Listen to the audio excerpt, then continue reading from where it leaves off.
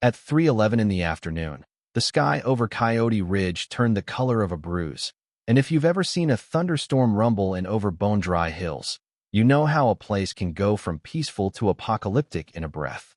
Sirens Dopplered through the canyon. Ash started falling in lazy spirals, and there I was, watching 20 cars jam themselves up against two decorative boulders at the dead end of my own gravel fire road. Every engine rattling with the panic of people realizing their exit was blocked not by fire, but by a woman in a floppy sun hat, waving a clipboard like she was directing rush-hour traffic for the first time in her life. "Residents must exit through the main gate," she shrieked, her voice whistling in the wind, like authority alone could put out the flames already eating the main gate alive. That was Renee Talbot, the president, the queen, the absolute monarch of the HOA. And if you don't know what it's like to go toe-to-toe with someone who values rules over reason, let me tell you, it'll have you talking to yourself in the shower. I didn't have time for this. I climbed up in my skid steer, nudged those boulders aside like they were bowling pins, and hollered, "Or we can use the escape route you called visual clutter. Move." You want to know who I am? My name's Gavin Pike, and I'm the kind of guy who alphabetizes his tea, who spends weekends splitting logs for fun, who thought moving out to the rim of Coyote Ridge Estates was finally my ticket to a quiet life above the chaos. I bought the last stucco place up here, wind-burnt, sun-bleached, sitting high enough that you could see Juniper Mesa laid out below you like an old map.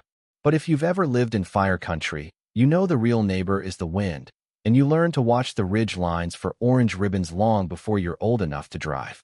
So, first thing after moving in, I did what any halfway responsible person would do. I pulled a county permit, got it stamped and everything, then spent 2 months carving a modest gravel fire road along the back fence.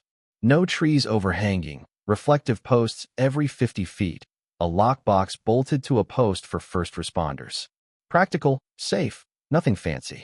The kind of thing you hope you never have to use, but would lose sleep over if you didn't have it.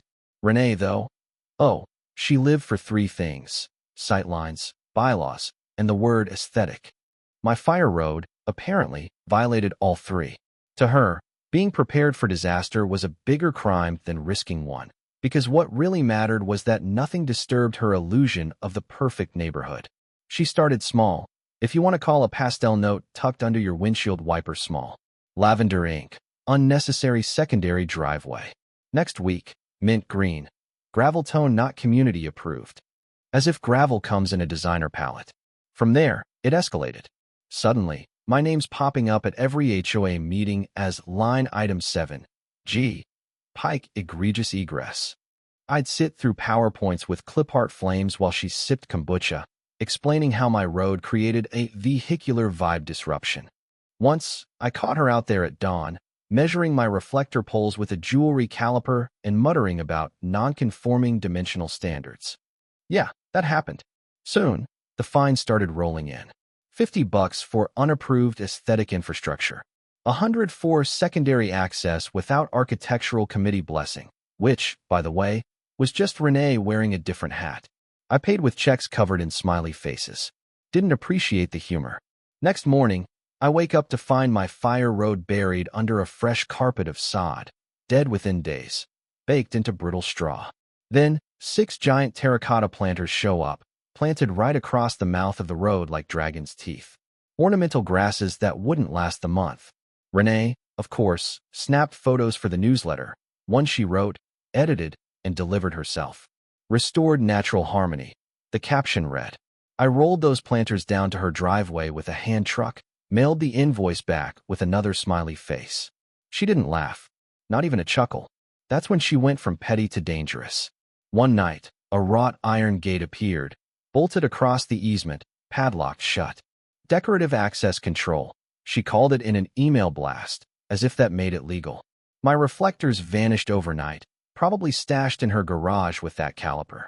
The fire department lockbox, the Knox key system meant for emergencies, was swapped out for a birdhouse painted to look like a tiny Victorian mansion.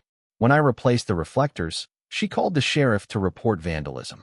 The deputy showed up, looking tired enough to want this all to just disappear. He checked my permit, eyed the gate, asked Renee, very politely, to remove the obstruction.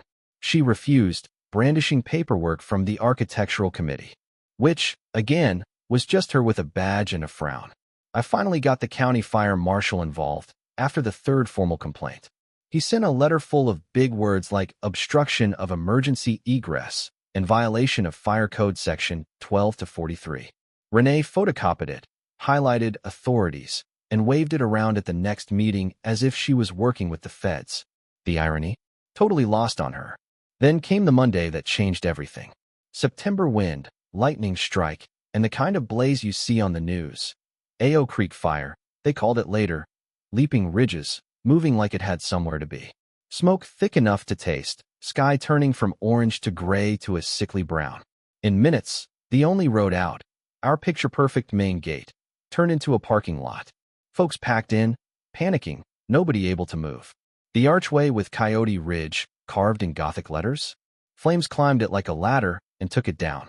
Reverse 911 calls started pinging. Evacuate now. A sheriff's Tahoe screeched up at the top of my fire road, lights spinning red and blue in the haze. The deputy leaned out, face streaked with ash, shouting, "Is this the Pike route?" I pointed to the gate, still padlocked shut, and he didn't hesitate.